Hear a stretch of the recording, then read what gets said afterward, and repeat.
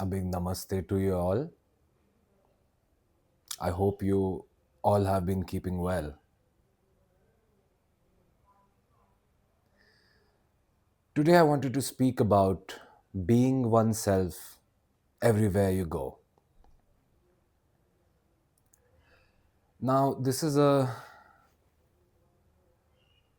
fairly personal experience which I'm going to share with you, but I always felt like it used it is the highest quality to be oneself. You know, a culture usually promotes this. It says, be yourself, be authentic, don't try to copy others, be original.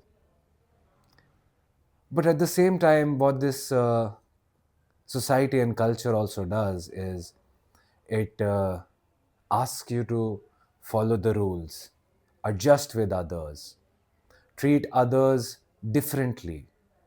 So this causes a lot of conflict and confusion and chaos within ourselves because we already know who we are, you know, when we're not looking at ourselves, when we're not trying to judge ourselves, when we're not trying to change ourselves, we're already ourselves.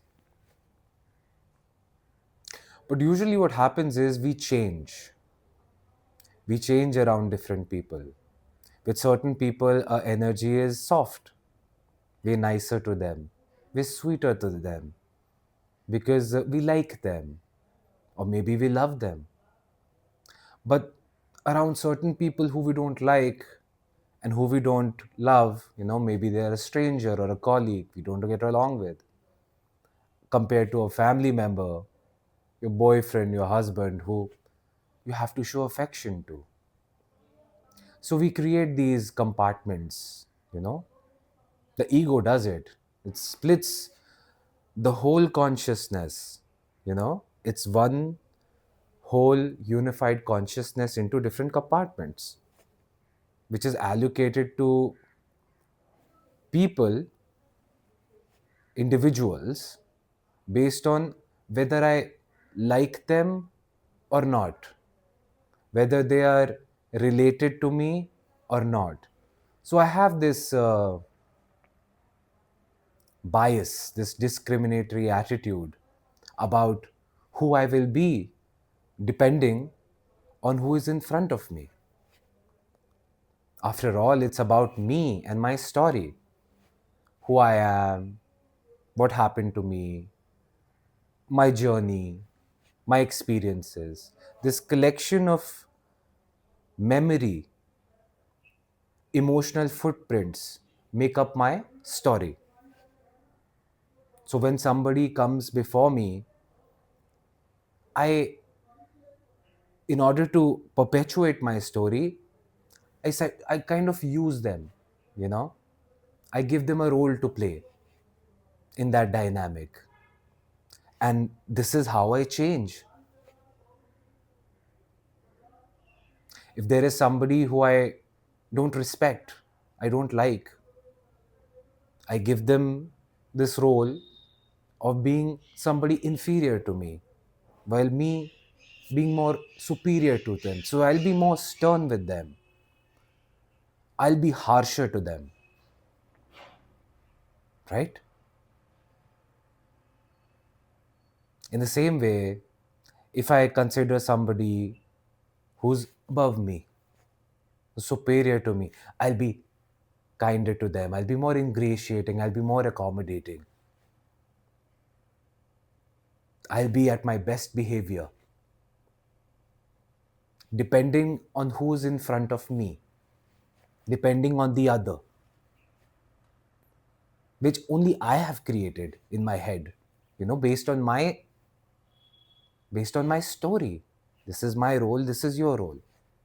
I'll behave like this, you behave like that.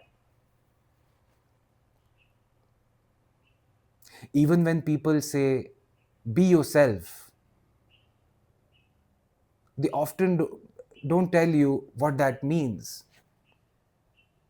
Being oneself is not trying to be someone. depending on the situation, depending on the person, depending on your personal circumstance or situation. That is not being oneself.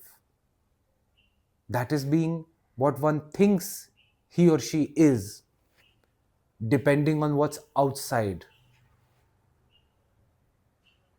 But in reality, when one sits with ourselves and is totally quiet and silent, when one rests in one's own presence, one's own self, which is pure awareness, pure being,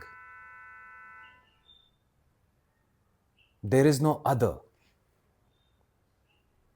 Everything is one.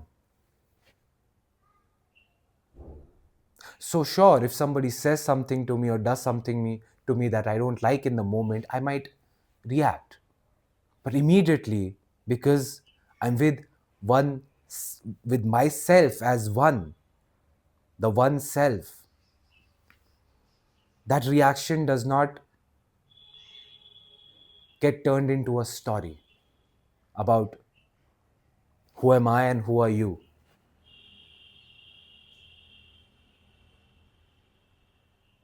So when that happens, automatically I am being myself and everything is in harmony in and around me. I'm not trying. It feels good to be the same self, the one self, everywhere you go. No matter who you're sitting with, who you're talking to, whether you like them or not, whether they whether they are like-minded or not like-minded, you can still be yourself.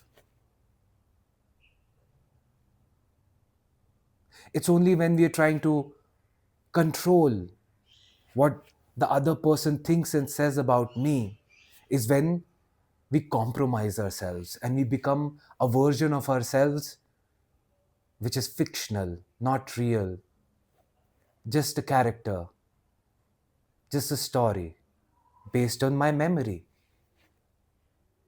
and my emotional footprints that people, events, my own issues have left on me, these impressions I carry from day to day, moment to moment. These karmic impressions make me think a certain way, make me feel a certain way, and make me act a certain way.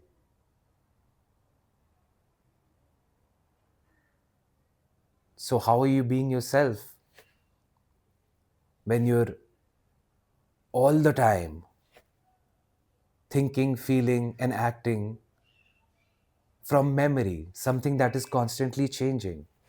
It's not permanent. But when one rests with oneself as one is and accepts oneself and other exactly the way they are, there is a possibility of noticing all these things coming up. And in just that noticing, you are being yourself, your pure self. That is open, vast, expansive, and changeless. It doesn't depend on the situation or the person or what I'm going through. To be just simple being, like a child, like a childlike consciousness. That is not just being in the moment, not splitting everything into two, being natural and spontaneous, and just expressing oneself because it feels good to express yourself, not because you need somebody to agree or disagree with what you have said. It feels good to be.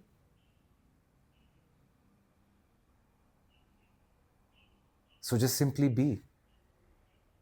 Not this, that, what you think you are, what you feel you should be, but just bring yourself back to the now and rest in your presence.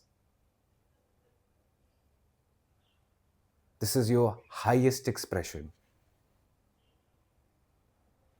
This is your most intimate, natural self that can never be taken away from you. People will leave, situations will change. You yourselves will start behaving, acting in different ways. But this self will always remain neutral, will always remain fixed. So be yourself, but not how you think you are, as you imagine yourself to be, but how you actually are. This presence.